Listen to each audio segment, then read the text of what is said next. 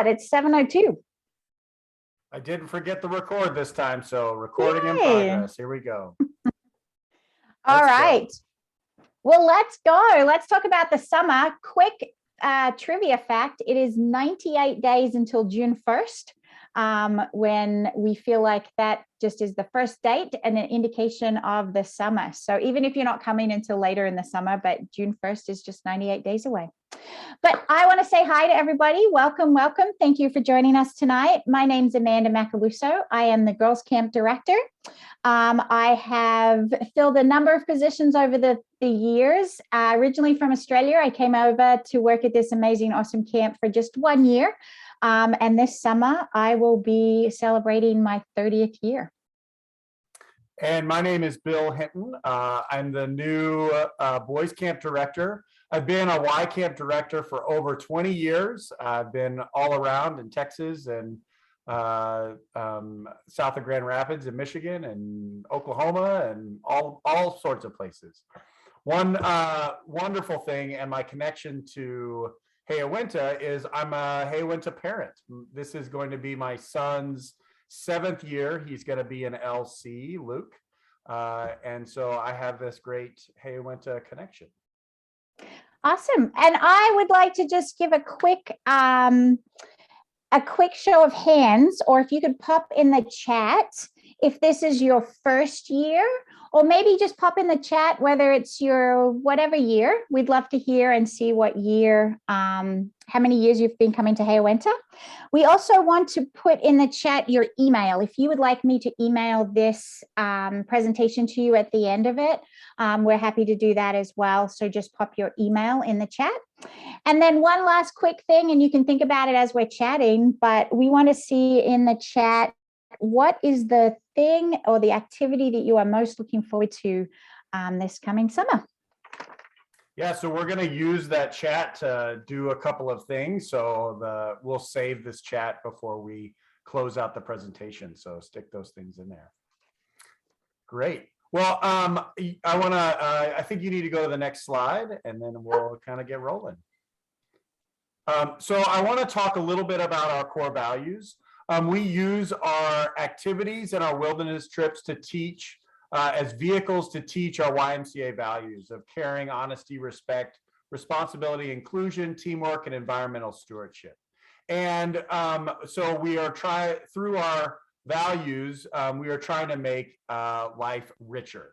It's a kind of a funny acronym. And of course, our motto is each for all and all for each. So I want to tell you about the history and the traditions at our camps. Both camps are over 100 years old. We have generations of families that have joined us over the years. The neat thing is we do have these unique little traditions, and as you become a part of our camp community, you will also be doing and being offered some of these fun traditions. So our first year, we always recognize our first year campers, and then we also recognize our 5th and 10th year campers as well, and staff. Awesome. So one of the things that is really wonderful about camp is that it's unplugged. It's electronics free. It's one of the reasons that a lot of our parents and people choose our camp. By being unplugged, there's a greater sense of feeling of acceptance. There's a safe community to establish relationship face to face and have adult role models. And then it's really important. There's some science behind being unplugged that at every so often you should have a period of being unplugged, and it resets some of your brain chemistry. And so it's really important to have some time in nature with no computers and no phones, and you can get that at the Hayo-Went-Ha camps. Now, we are so busy at camp that we offer 2 or 4 week sessions. And that just allows you to be unplugged just for that little bit longer. But it also allows you to really establish those relationships with your peers and in your cabin groups. And it just allows more independence and more time for skill development. And of course, to do all the activities that we offer, which we will get to show you here in a few slides. So the other thing that we work on through our trips and also our in-camp activities is our 21st century skills. And those are our 6 C's. So those are communication, collaboration, cultural competency, creativity, courage, and critical thinking. And so we try and weave those in with our values and our mottos. And we get that through our trips and our time at camp. I also want to talk about where we are in Michigan. So we're in the upper part of the Lower Peninsula. The boys camp, we are one organization, one camp on 2 lakes. The boys camp is on the northeast shore of Torch Lake, just south of Charlevoix. And the girls camp is on Arbutus Lake, just southwest of Traverse City.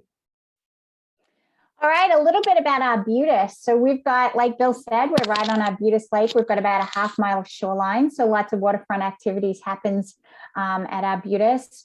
We have this beautiful new facility. We still say it's new. It was built about nearly 20 years ago, but that's our dining hall and a beautiful big kitchen. And then we have some really neat cabins and historic lodges. My favorite building is called Trailside Lodge. It was built in 1920. So this is the new lodge built in 2004, our old lodge, 1920. And then we also have a really neat new health center, and we've got a photo of that coming up as well. So I have to make a correction. We're east, it's southeast of,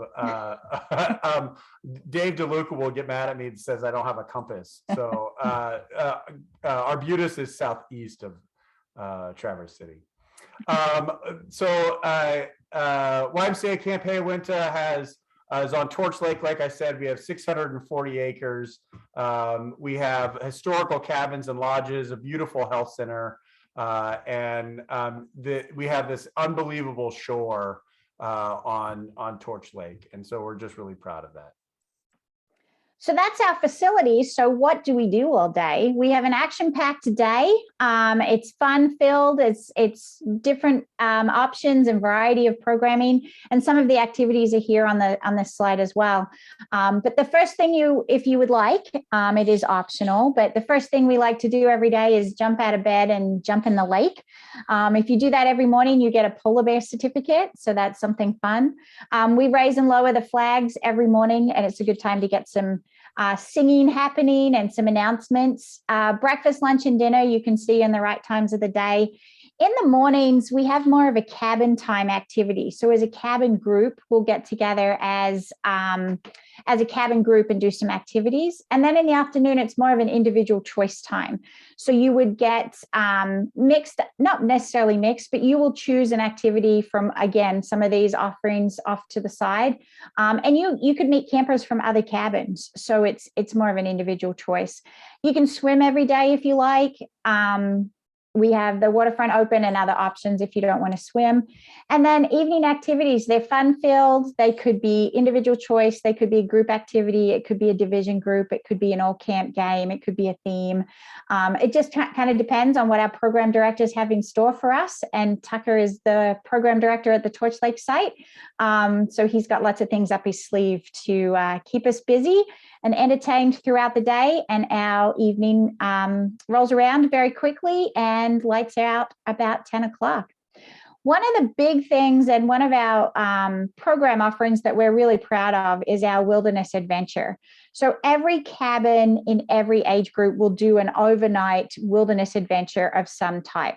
Of course, the older you are, the more challenging and the longer in length. But we really feel that this tradition that we have, but this wilderness adventure is something that we really do well. And really, it's a great program for our kids to be a part of.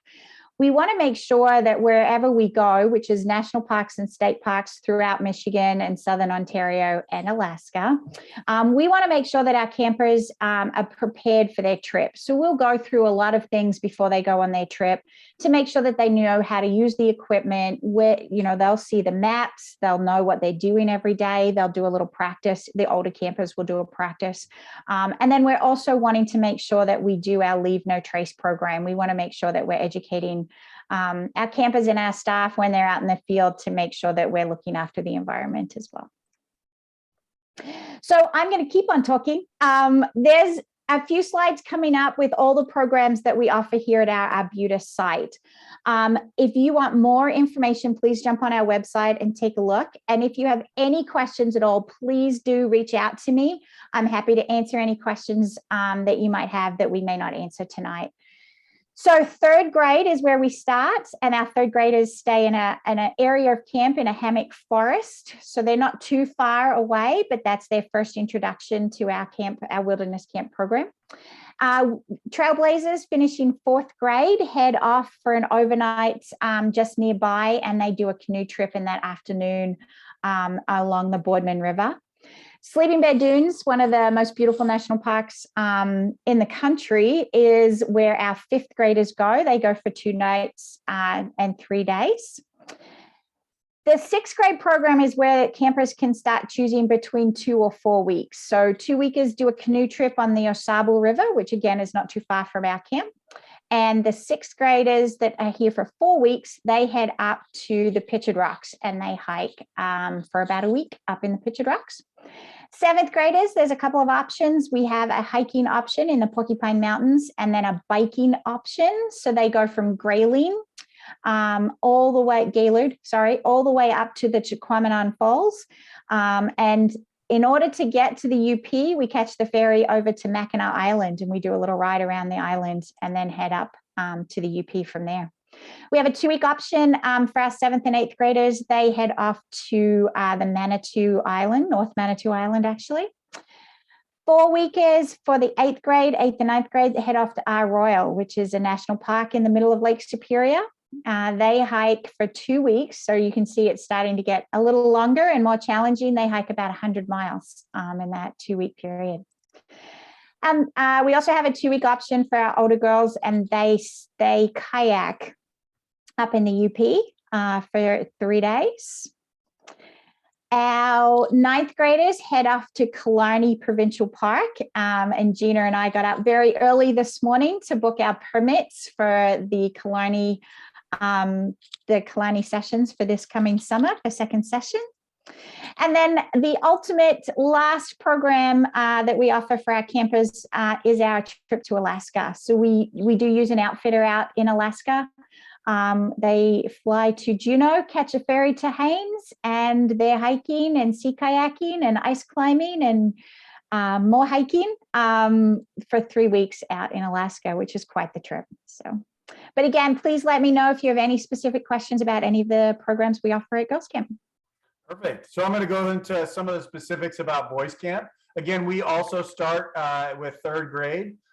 They do some field trips and a couple of little things on camp, and it's everything is age appropriate. Then we move on to our woodsmen. They do a canoe trip on the Jordan River and an overnight camping experience to kind of get things going on our property. And then once you get into 5th grade, we go to Sleeping Bear Dunes as well. So it's a 2-night camping trip to Sleeping Bear Dunes. That's both our 2 and 4 week programs for our 5th graders. And then our 6th graders, our Voyagers, they go on a canoe trip on the Pine River for the 2-week session. And then the 4 weeks go to Pictured Rocks. You can see some of the similarities that between the Boys and Girls Camp. But then we also have quite a sailing culture at Torch, and so we go on some big sailing trips. So we have our Viking sailors that go at 7th grade, so they can get out on the Lake Michigan or Lake Huron And then if they don't want to do the sailing route, they can do the Viking outposters. And then we also have, for our 8th and 9th graders, we've got a scuba program where they can do a scuba trip and get certified.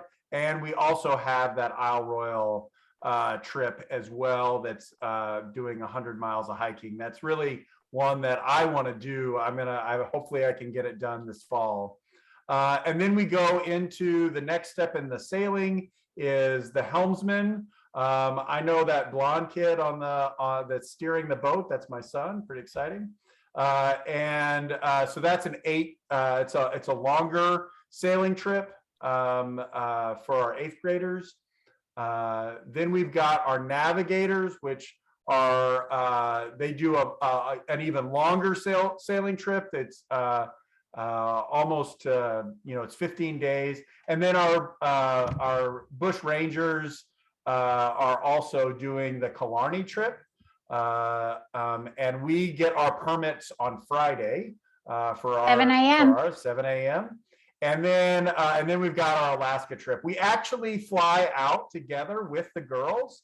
So we, like I said before, we're one camp on 2 lakes. And so we really coordinate a lot of the things we do. So, it's not unheard of for our boys to pass the girls on Isle Royal, and they wave to each other, and maybe they'll eat lunch together, and then they'll head on to do their own thing. Or maybe they'll avoid each other altogether. You never know. So also both camps have our leadership corps. Our leadership corps is the first step into becoming a staff. So it happens in the first session of both camps. And so when they are 11th grade, 17-ish, they do some service projects. They learn some skills to do some building on camp and that sort of thing. They wash some dishes. They also get to go on their own trip. And they also help with some of the younger cabins. So a lot of times they'll go with the woodsmans or the rangers at Torch. So it's a really neat program, and it gets them ready to be staff when they turn 18. So new for 2022, we are going to offer and invite all our campers and all their parents to join us for a particular Zoom session specific to your trip. So we'll send out those dates for you, but we'll go over in more detail each of the trips, the itineraries, what to pack, any little tips that we can share with you to get ready. We're going to send out those dates in April, and we're going to offer those Zoom calls in May. But please join us. It will be a fun time just to, again, get more prepared and have any of your questions answered. At this time, if you are a returner, so if you've been at camp before, whatever year, I would love for you to put in the chat if you could just tell us what your favorite trip is now that you've seen them all again, and think back to what was your favorite trip. We would love to know. Awesome. So one question that we get asked a lot is, where is everyone from? And we have folks from all over, both our campers and staff. So of course we have a lot of Michigan folks, but we also have folks from Cincinnati and California and the East Coast. We even have international campers from Mexico and Spain. And then of course our staff. We're really excited that the J1 visa program is opening back up. Amanda might make me hire an Australian. I don't know. You can never have too many Australians. That's what I hear. Yeah, that is true. So we know that we're going to have staff from all over the world again, and we're excited to bring that cultural competency, one of our 6 C's, back to camp as the world opens up a little bit more. So this slide is really more for parents, but we wanted to share this with you. We are a member of the American Camping Association, and that's just not an annual fee. That is actually an annual accreditation process. We have to go through a recognized verification of the standards that there's about 320 standards that we must follow. It just acknowledges that we do strive to make sure that our camp is safe and following the best practices within the camp industry. So I also want to talk, keep on the safety deal. So we have a really important, we do a lot of things around the water, whether it's on Arbutus Lake or Torch Lake or on our rivers around Michigan or on the Great Lakes. So, you know, we have all of our lifeguards are American Red Cross trained. Whenever we're in a boat, everybody wears a life jacket. We have a buddy system that's a check-in, check-out. And we follow our rules from our Michigan licensing pretty strictly. So water safety is really important to us. Another big safety component of our program is our health center. We do, both camps have a nice new health center that was built just 3 years ago. They're exactly the same. We have and it's great because it does allow us to service our campers and make sure that they are staying safe and we can care for them. There is a health officer that we hire every year at both camps. And this is where we lock all routine meds and medications up and distribute from this health center.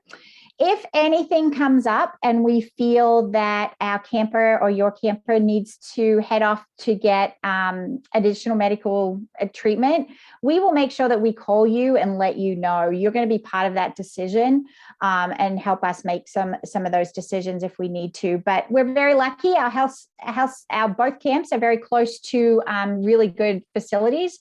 Charlevoix Hospital is just 20 minutes from the boys camp, and Munson here in Traverse City is just 15 minutes from us. So food service, you know, we probably go to the dining hall. It's probably our most important activity because we go there 3 times a day. We eat family style.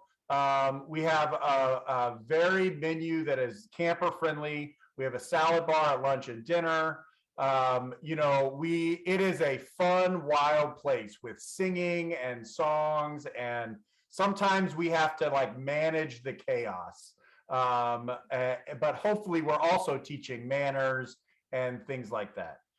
We also can handle things. We are gluten aware, we're vegetarian aware, we're dairy aware. So food allergies, we're peanut aware as well. So food allergies, we can handle those things. And if you have any specific concerns, we're happy to either talk to you about it, or you can talk specifically to our fabulous camp cooks. Sorry, I jumped ahead a little quickly in the slide, Bill. That's okay. I didn't hit record last time. Okay, we're even. And I think this is your slide. Oh, it is. So all of our staff, we have, every cabin's got a staff member with an 18-year-old counselor. Our average age for our staff is right around 20. We do an extensive background check with criminal history, with the National Sex Offender Registry. We do personal interviews. Everybody is personally interviewed. We do reference checks. All of our drivers are checked. It is quite a rigorous process to get hired because we want to find the best possible staff, the best possible role models as we are building the folks that will lead our camps. And we are very proud of our staff. Lots of them return year after year. And we also have a great group of campers that grow up as campers and then become staff members. So it's a good team at both our locations. And that's what Bill and I do all year is create that team. We're also working on our staff training schedule for the summer. We have 2 weeks prior to campers arriving where we do lots of things to make sure that the staff have the resources and the knowledge to be these great role models. We do a really good diversity training. We have some staff team building. We go through all the rules and regulations and liability. And of course, everything we do, we are emphasizing and practicing those core values of the YMCA. Here are some of the certificates that the certifications that our staff participate with during the staff training. So American Red Cross lifeguarding, most of our counseling staff are lifeguards. We do have a lifeguard in each cabin. CPR, wilderness first aid, all the things here on this list. This year in particular, we want to just emphasize that we have and will be having 5 to 7 wilderness first responders on our staff as well. So these staff with that certification will be going on with some of those longer trips we just talked about.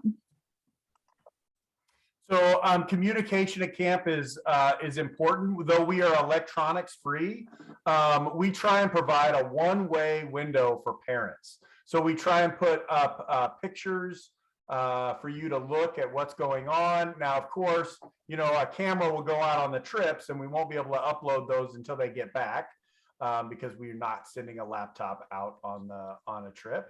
And but we also you can shoot an email and we'll print it off just like we would mail, and they'll get it like regular mail. And then we want to have some communication going home too. So we have some meal letters where you show up to a meal. I think you call it a ticket Tuesday yeah. at Arbutus, and so you don't get to go into the dining hall unless you have your letter home, and we post those. So and then we of course do regular updates on Facebook and other things like that. And then but always no news is good news, right? So Yep. if there's anything going on that with like some homesickness or other things, you're going to get a call from a division leader or the camp director. But if you don't hear anything, that's a good thing. That means that they are having too much fun. We'll also make sure we're sending out what we call a parent package, and we're going to send that out here in the next month or so, but that will have all the information that you need to know from us, but it will also have all the forms that we need to have you fill in so that we know everything we need to know about your camper. So look out for that.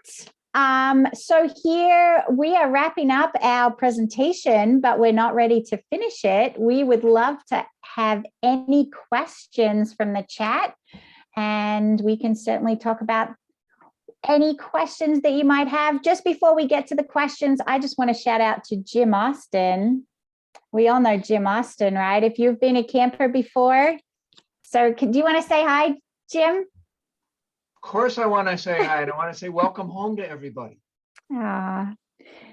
Jim's coming a couple of times through the summer. We're yet to schedule all through the summer, but we've already scheduled some nights for him to join us with our staff training and teach us some songs and have a little sing along. So, and I think I might rope him into a chapel during at boys camp. Nice. Whatever you need, Bill. Whatever you need. So I have Gina and Tucker, have you guys been, the chat has been going crazy. I don't know if we missed any questions that were in the chat. Did you guys see anything? We do have a couple of questions here, Bill. Yeah, I've got them in the doc. So we're based in Denver. We will be traveling while our kids are doing the 2-week sessions in case of emergency. That's a great question. And that's one of the sheets that we will be giving out to everybody in our parent packet. Who do we call and who do we call next if the first person isn't available? So you give us all the names and numbers of anyone that you feel we should call if we can't reach you. And lots of people do that, and that's perfectly fine. We just need to get that information from you. One of the questions is, can we talk to our child on the phone? So a lot of times that actually makes homesickness worse. But sometimes it's it might be facilitated a phone call home if there have been if that's a milestone to kind of get them to the next level. In my experience, most of the phone call homes is they end up saying, well, I don't want to do the phone call anymore. I'm having too much fun. But it will be facilitated by one of the camp directors. And then there's a great question here about scuba. Bill, do you want to touch on the scuba program a little more? I've been direct messaging her. Okay, so great. We're going to connect on scuba tomorrow. Awesome. And then Bill and I work very well together and we go back and forth very well, but we are very separate in our camping. We want to keep it single gender. We want to keep us together, but still separate. And we've got 40 miles between our camps. So we do a lot of things together, especially in the off season. So Bill and I are working with a lot of different things with staff training and working together in a lot of the programming, the daily schedule, things like that. But we are very separate once we get our campus to camp. So good question. The other thing that I think is really important is, if I'm on a day off, Amanda is my second. So my leadership or my counselors can call Amanda if they can't get a hold of me, and Amanda's staff can do the same. So we're kind of like our 40-mile away backups. And it works really well. We also are able to do some things, transportation and cover each other if we need to support each other. So it's nice to have a safety net there. Well, great. Do you want? There's also one about talking about parents visiting on 2 weeks. I can't find that one again. Oh yeah. So visiting is discouraged. We would really like to have your child have that camp opportunity and that experience to be independent and make some of their own decisions and meet their friends and be part of the cabin group. But feel free to email. You can email every day if you like. We can print that off and give it to them. Like Bill mentioned, we've got a great website for photos, so you can kind of keep updating on updated on what activities are being participated in every day. But we do discourage visits. So give us a call if you feel that there is that need. And every camper is an individual camper, so we take that on an individual basis as well. Just back to being directors at each of our camps, both staff, both Bill and I have a senior staff. We call them the ad staff. And that includes the assistant director at both sites, program directors, and division leaders at both sites. So there is a staff team at both sites. And just also, Bill and I don't tend to have a lot of days off during the summer. So we're off and around. Great questions. So there's a question about sleeping quarters. When both of our camps have cabins, they have bunk beds in them, and so you're in your kind of cabin group and your trip group. They do not have bathrooms. We have centralized bathhouses throughout. So you typically have your cabin group, and you kind of make your bed, whether it's a sleeping bag or twin sheets. Works great. I always say bring a twin sheet, a bedding for the cabin, and then your sleeping bag for the trip. Or you can use that sleeping bag because sometimes it does get a little cooler in the evenings and in the morning, so you can use it as kind of a comforter. And so the cabins are wonderful. I saw another one. You can bring a camera. We suggest those disposable ones just because they're a little bit hardier, that you're not going to lose them. And you can always get them, go to Walmart and get a CD and get everything digitized. All right. Well, these are great questions, and we want to thank everybody for joining us. I see one more. Polar bear. It is optional. You do not have to do it, but we would love for you to try it, see if you like it. You never know, you might like it. You might like jumping up every morning and jumping in the lake. It's a good way to wake up, so I'm told. There's also something about hammocks. So a lot of folks bring hammocks and they put them in the trees outside their cabins so that they can hang out during siesta rest period. It's great. Someone asked about assigned beds. So we kind of leave that up to the counselor. A lot of times the beds are assigned with our younger campers, but there's always some flex there that can happen. If someone doesn't like heights and we assign them to a top bunk, then we can, shift things around. But sometimes the counselors will assign, but usually no. And we have 8 campers and 2 staff in each cabin. Yep. So, all right. What else? Oh, cameras. Definitely bring a camera. That's a great idea. But another way if you don't have a camera or you don't want to bring your nice camera, we do take photos and post them nearly every other day for sure, nearly every day. And then you can go home. It's called, I can't remember what it's called. But it's a platform that you can look at every photo and then you can also download them and have them printed. So there'll be plenty of photos. SmugMug, thank you. There's a question about if 2 friends come together, are they guaranteed to stay together? If there are, a lot of our trips are just one cabin, but some of them have multiple cabins. So you want to make sure that you put in a cabin mate request into the system. There's a place to do that in your knowledge base.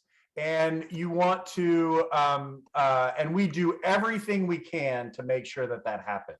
Unless they are wildly different ages, we typically make it happen. Can we share phone numbers with campers? We leave that up to each other. We as a camp don't give out that information, but your campers can certainly get their friends' phone numbers, Instagram, Snapchat, however you guys want to communicate.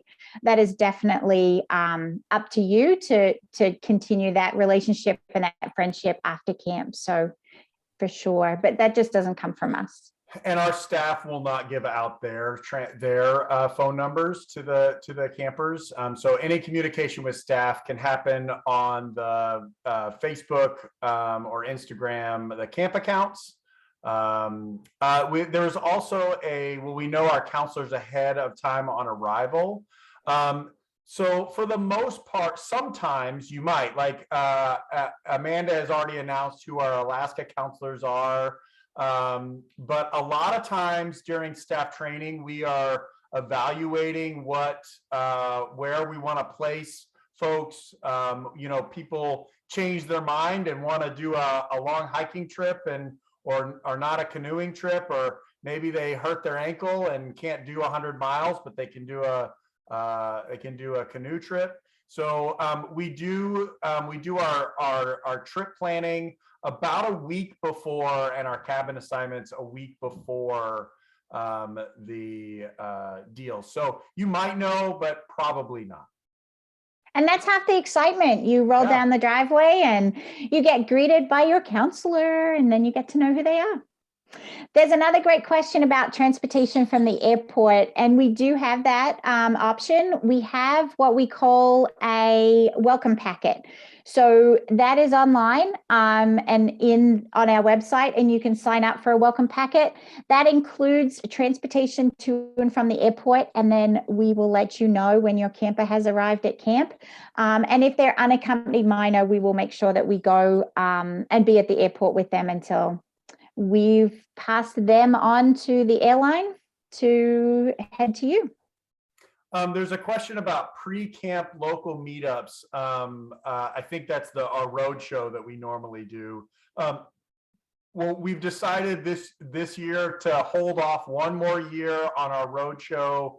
We're doing these Zooms, and then we're also adding the division Zooms or the trip Zooms.